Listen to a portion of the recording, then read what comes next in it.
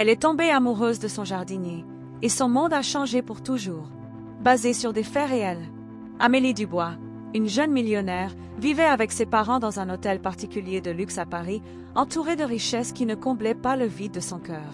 Sa vie était planifiée jusqu'au moindre détail, études impeccables, événements mondains et un mariage avec son fiancé, Alexandre Beaumont, dont les noces avaient déjà une date fixée.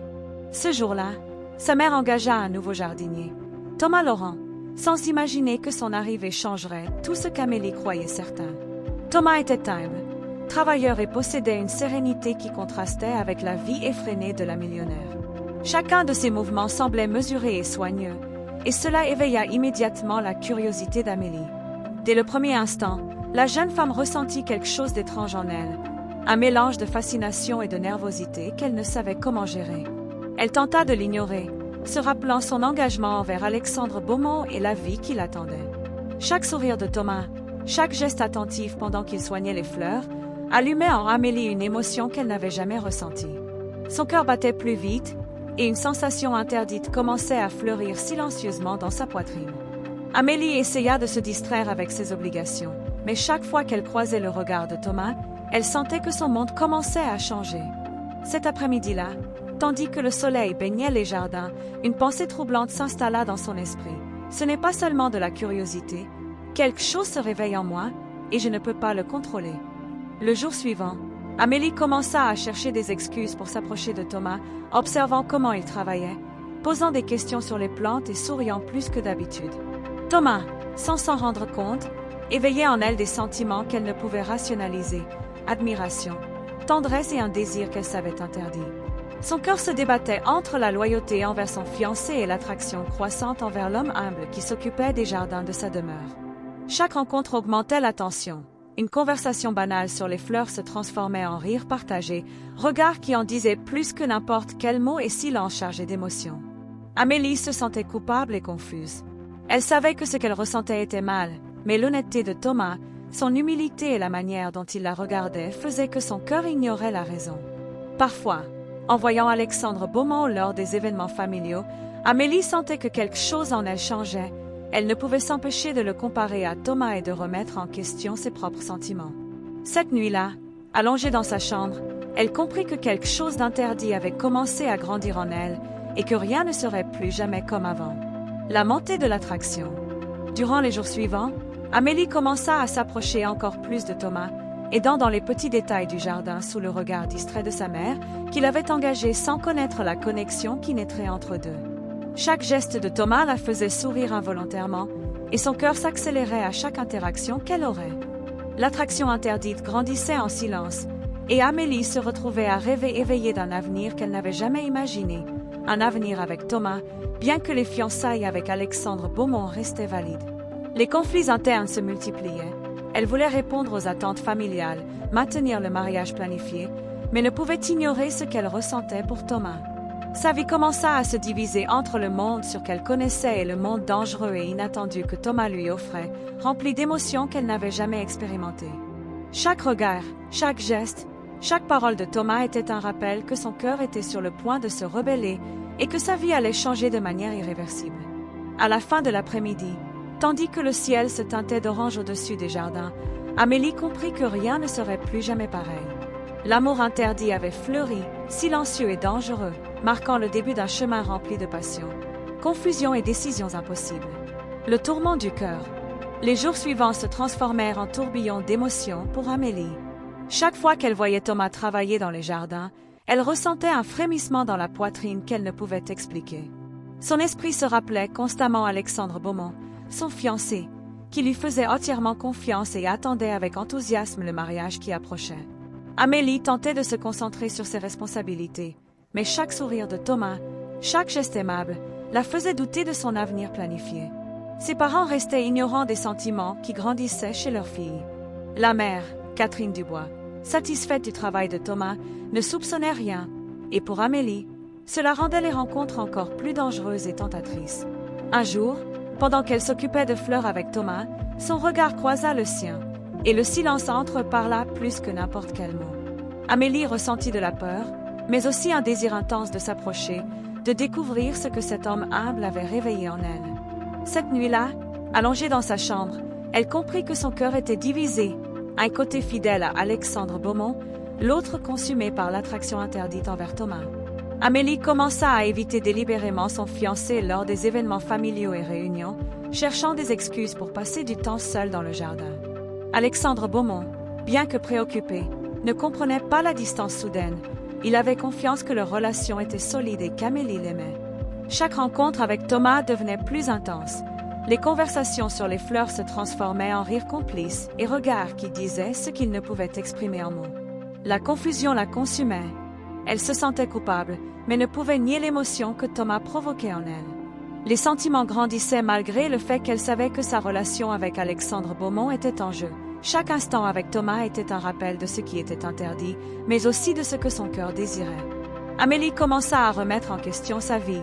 Aimait-elle vraiment Alexandre Beaumont ou s'accrochait-elle à la sécurité qu'il représentait? Le jardin devint son refuge, un endroit où elle pouvait être elle-même et ressentir l'émotion interdite que Thomas apportait dans sa vie. Un jour, en marchant parmi les fleurs, Thomas lui parla de ses rêves, de son humilité et de sa passion pour la vie simple. Amélie écoutait, fascinée, sentant que son cœur se rapprochait de plus en plus de lui. Chaque parole et chaque geste de Thomas éveillaient en Amélie des émotions qu'elle n'avait jamais ressenties avec Alexandre Beaumont, et la tentation de se rendre à cet amour interdit devenait plus forte. La jeune femme commença à imaginer un avenir avec Thomas, bien qu'elle sache que c'était impossible. Ses fiançailles étaient signées, et sa famille attendait le mariage parfait. La lutte intérieure était intense. Le devoir, la loyauté et la réputation s'opposaient au désir, à la passion et à la connexion qu'elle partageait avec Thomas. Amélie tentait de rationaliser ses émotions, mais chaque regard et chaque sourire de Thomas érodait son contrôle. Cet après-midi-là, tandis que le soleil se cachait derrière l'hôtel particulier, Amélie comprit qu'elle était à un point de non-retour. Son cœur avait choisi un chemin interdit. L'attraction silencieuse et dangereuse avait trop grandi pour être ignorée, et le conflit entre les fiançailles et l'amour interdit ne faisait que commencer. Moment volé. Amélie commença à passer plus de temps près de Thomas sous n'importe quel prétexte, vérifier les fleurs, organiser les pots, observer comment il travaillait avec dévouement. Chaque instant semblait se prolonger, chargé de tensions et d'émotions interdites. Thomas remarquait sa présence, mais gardait toujours la distance. Son humilité et son respect augmentaient l'attraction d'Amélie. Chaque sourire et chaque regard partagé se transformaient en petits moments de bonheur qu'Amélie savait ne pas pouvoir avoir, mais qui lui paraissaient irrésistibles. Entre-temps, Alexandre Beaumont remarquait des changements dans l'attitude d'Amélie. Elle semblait distraite, absente dans les conversations et avec le regard perdu dans quelque chose qu'il ne comprenait pas. Amélie se sentait coupable. L'amour pour Thomas grandissait silencieusement, et avec lui, la confusion sur ses fiançailles avec Alexandre Beaumont. L'émotion interdite se mélangeait à la peur, peur d'être découverte, peur de trahir la confiance de son fiancé et de sa famille. Cette nuit-là, dans sa chambre, Amélie ne pouvait pas dormir. L'image de Thomas et la sensation de danger qui l'accompagnait la gardaient éveillée, consciente que quelque chose avait changé pour toujours. La jeune femme commença à chercher des excuses pour se retrouver seule avec Thomas, profitant du fait que sa mère lui faisait entièrement confiance pour s'occuper des jardins. Chaque rencontre était remplie de regards, gestes et conversations qui faisaient grandir un lien secret et intense entre eux deux. Amélie sentait comment son cœur penchait de plus en plus vers Thomas, tandis qu'elle luttait pour maintenir ses fiançailles avec Alexandre Beaumont. Le contraste entre la sécurité que représentait Alexandre Beaumont et la passion que réveillait Thomas était insupportable. Son esprit et son cœur étaient en guerre constante. Chaque jour qui passait, l'attraction interdite grandissait, et Amélie se rendait compte que la routine de sa vie ne lui apporterait pas le bonheur qu'elle ressentait avec Thomas. Les petits gestes du jardinier, son humilité et sa sincérité faisaient qu'Amélie remettait en question tout ce qu'elle croyait savoir sur l'amour et la vie. Bien qu'elle essaie de le cacher, le secret commençait à peser. Son cœur ne pouvait continuer à ignorer ce qu'elle ressentait et le risque qu'elle prenait. Un après-midi, pendant qu'ils arrangeaient ensemble une haie de fleurs, leurs mains se frôlèrent accidentellement. Le contact fut bref, mais suffisant pour qu'Amélie ressente un frisson parcourir son corps. Thomas baissa les yeux, conscient de la tension qu'ils partageaient tous les deux, tandis qu'Amélie sentait que son cœur s'accélérait sans contrôle. La jeune femme commença à se demander comment elle pouvait continuer avec ses fiançailles quand chaque instant avec Thomas lui rappelait que sa vie était sur le point de changer. Alexandre Beaumont continuait à lui faire confiance, mais Amélie savait que son cœur ne lui appartenait plus totalement. Chaque regard, Chaque parole et chaque geste de Thomas était un rappel de ce qui était interdit, mais aussi de ce que son âme désirait. Le jardin se transforma en refuge secret, où le temps semblait s'arrêter et la passion interdite pouvait fleurir sans témoin. À la tombée de la nuit, Amélie comprit qu'il n'y avait plus de marche arrière. L'amour interdit s'était réveillé et rien ne serait plus jamais pareil. La découverte. Les jours passaient et Amélie ne pouvait plus dissimuler son anxiété chaque fois qu'elle voyait Thomas arriver au jardin. Bien qu'elle essaie de se montrer indifférente, ses yeux la trahissaient. Sa mère, Catherine Dubois, commença à remarquer quelque chose d'étrange dans le comportement de sa fille. Trop de visites au jardin, trop de sourires quand le jeune homme était proche. Au début, elle pensa que c'était juste de la curiosité, mais bientôt elle commença à soupçonner que quelque chose de plus se passait entre sa fille et le jardinier. Alexandre Beaumont, le fiancé, percevait aussi le changement. Amélie était distante, répondait froidement à ses appels et ne semblait plus enthousiasmée par les préparatifs du mariage. « Que se passe-t-il, ma chérie ?» lui demandait-il avec tendresse, mais elle ne répondait qu'avec des évasions, incapable de regarder ses yeux sans ressentir de la culpabilité. Cette culpabilité se transformait en peur chaque fois qu'elle pensait à ce qui se passerait si sa famille découvrait la vérité. Cependant, chaque fois qu'elle voyait Thomas, toute cette peur disparaissait, remplacée par une force plus grande que la raison, l'amour. Un après-midi, pendant qu'Amélie parlait avec Thomas parmi les fleurs, Catherine Dubois les observa depuis une fenêtre. Elle n'entendit pas ce qu'il disait, mais il suffit de voir comment il se regardait pour tout comprendre. Son visage pâlit de rage et d'inquiétude. Cette nuit-là, la mère l'affronta. « Amélie, dis-moi la vérité. Que se passe-t-il avec ce garçon ?» La jeune femme resta paralysée. Son cœur battait fort. Elle voulait le nier, mais ses larmes la trahirent. « Maman, je ne peux pas éviter ce que je ressens. Il me fait me sentir vivante. » confessa-t-elle entre sanglots. Catherine Dubois, furieuse et craignant le scandale social, lui interdit de revoir Thomas. « Tu es une Dubois. Tu ne peux pas salir le nom de famille avec un jardinier. » Amélie éclata en sanglots. Elle savait que sa mère ne comprendrait pas que ce n'était pas un caprice. C'était le véritable amour, mais c'était aussi un amour impossible. Le jour suivant, Thomas fut licencié. Catherine Dubois, sans dire un mot, ordonna au majordome de le chasser du jardin et de ne pas lui permettre de remettre les pieds dans la propriété. Quand Amélie l'apprit, elle courut désespérée vers la porte principale, criant son nom, mais Thomas s'éloignait déjà, la tête basse et les yeux pleins de larmes. « Thomas, attends !» cria-t-elle, mais le portail se ferma avant qu'elle ne puisse le rejoindre. De l'autre côté, il réussit seulement à dire « Ne pleure pas pour moi, Amélie, un jour tu comprendras pourquoi je devais partir. » Le silence qui suivit fut insupportable. Amélie tomba à genoux, sentant que son âme se déchirait. À ce moment-là, Alexandre Beaumont apparut sans qu'elle ne le remarque. Il avait assisté à toute la scène et à la trahison.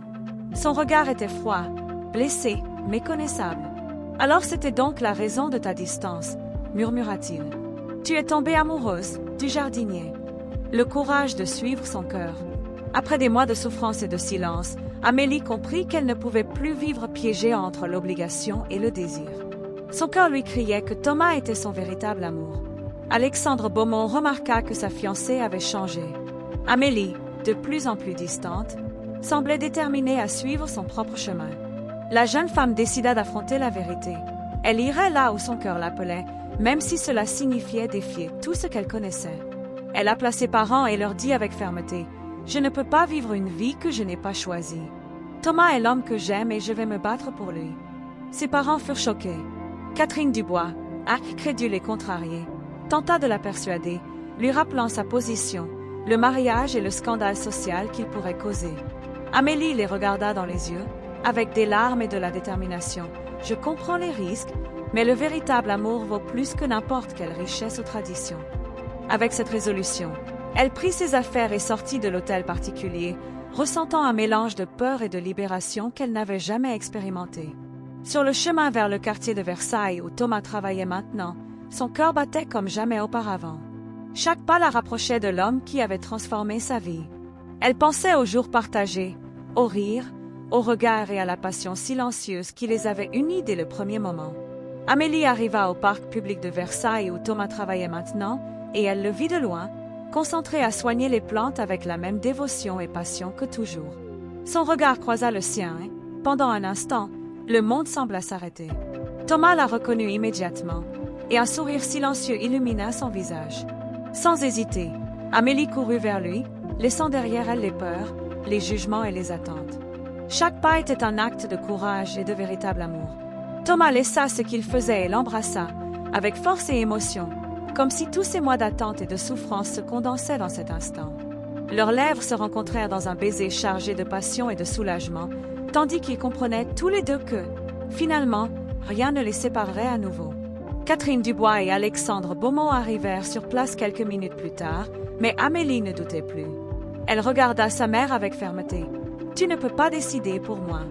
C'est mon amour, ma vie et mon destin. » Alexandre Beaumont, blessé, baissa les yeux. Il comprit que sa fiancée avait choisi de suivre son cœur, et même si cela lui faisait mal, il respecta sa décision. Thomas tint la main d'Amélie et la regarda avec une tendresse infinie, sachant qu'ils avaient tous les deux surmonté des obstacles impossibles. La passion interdite, les peurs et la pression sociale restèrent en arrière. Maintenant seul existait le véritable amour, libre et déterminé. Tandis que le soleil se couchait sur les jardins, Amélie et Thomas marchèrent ensemble, laissant derrière eux les doutes et les chaînes de la société. Chaque fleur, chaque arôme et chaque brise semblaient célébrer leur union, comme si la nature elle-même approuvait leur choix. Amélie comprit, avec des larmes et un sourire, que le véritable amour ne craint pas les obstacles, ne craint pas le jugement et trouve toujours le chemin. Et cette fois, elle et Thomas l'avaient trouvé. Si cette histoire vraie a touché votre cœur, laissez votre commentaire et n'oubliez pas de vous abonner pour continuer à recevoir plus d'histoires émouvantes comme celle-ci.